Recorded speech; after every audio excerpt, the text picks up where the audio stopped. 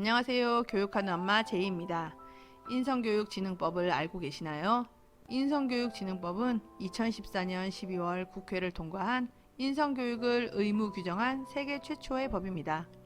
2015년 7월 21일부터 시행된 이 법은 대한민국 헌법에 따른 인간으로서의 존엄과 가치를 보장하고 교육기본법에 따른 교육 이념을 바탕으로 건전하고 올바른 인성을 갖춘 국민을 육성하여 국가 사회의 발전에 이바지함을 목적으로 한다고 합니다.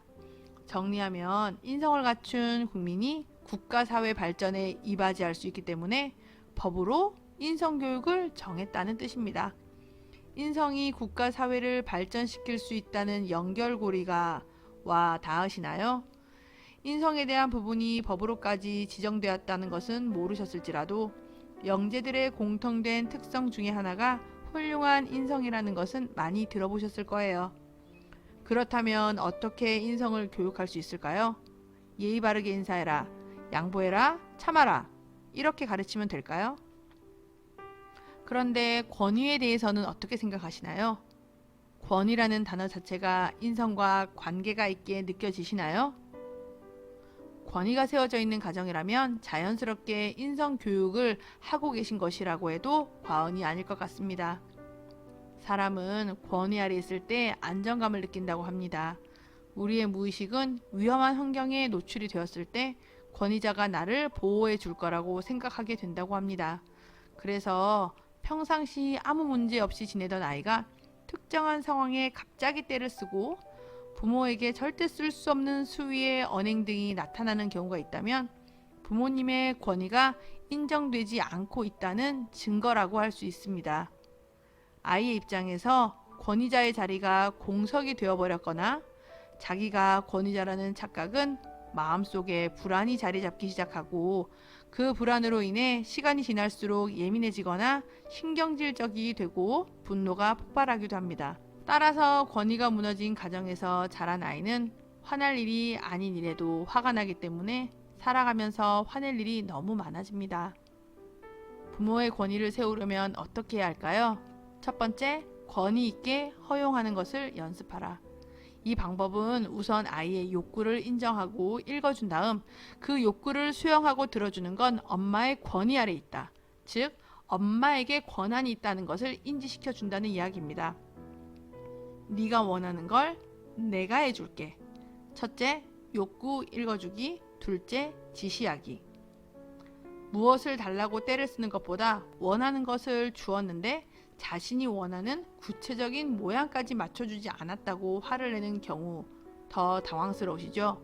그럴 때는 단호한 목소리로 파란 그릇에 담아 주었는데 하얀 그릇에 담아달라는 거잖아. 여기 앉아봐. 욕구를 읽어준 다음 지시하기. 두 번째 방법은 신뢰감을 쌓아라입니다. 기다리지 못하는 아이는 엄마에 대한 신뢰를 잃었기 때문입니다. 기다리면 해줄게. 이따가 해줄게. 이런 말 해보신 적 있으시죠? 그런데 그 약속은 꼭 지키셔야 하고 아이가 잊었더라도 챙겨주셔야 합니다. 예를 들어 밥 먹고 아이스크림을 주기로 했는데 아이가 다른 일을 하느라 잊은 상황이라면 아까 밥 먹고 주기로 한 아이스크림을 챙겨주셔야 한다는 이야기입니다.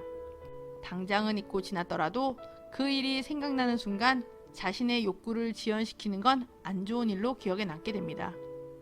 이미 신뢰감이 무너진 상태라면 다시 쌓아야겠죠? 무너진 신뢰감을 쌓는 방법은 의외로 간단합니다. 쓸데없어 보이는 것도 약속이라는 형태로 말씀하시고 지키고를 반복하시면 되는데요. 예를 들어 엄마가 저녁에 불고기 해놓을게. 아이가 관심을 갖지 않아도 상관없습니다. 그리고 저녁이 되면 엄마가 불고기 해놨다. 그리고 이 말을 덧붙입니다. 엄마는 약속을 지키는 사람이야. 이 방법은 정말 효과적입니다. 저는 아이들이 어려서부터 일관성에 대한 부분을 신경 써서 양육했다는 말씀을 드린 적이 있는데요. 그 중에 하나가 아이와의 약속은 반드시 지킨다였습니다.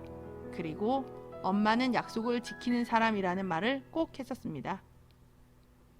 요구한 것을 그 즉시 받는 것도 기쁘지만 내가 만족 지연을 하고 내가 스스로 참은 다음 시간이 되어서 받는 건 훨씬 더 성취감이 크게 느껴집니다. 이 과정을 통해서 아이는 기다림을 배우게 됩니다. 그리고 엄마가 기다리려고 할 때는 기다려야 하는구나. 내가 기다리면 반드시 약속은 지켜지는구나를 배우게 됩니다.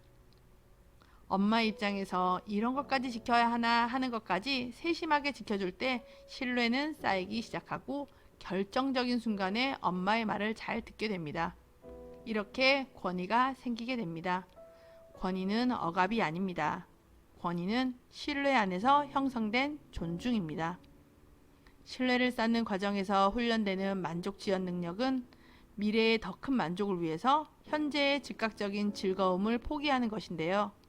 만족 지연 능력이 높은 아동일수록 학업 성취도가 높고 사회적으로 유능하며 문제 해결 능력도 뛰어나다고 합니다. 인성과 권위, 그리고 학습 능력. 왜 법으로까지 정해가며 국가 사회의 발전을 위해 인성교육을 시켜보겠다고 하는지 알게 되셨죠?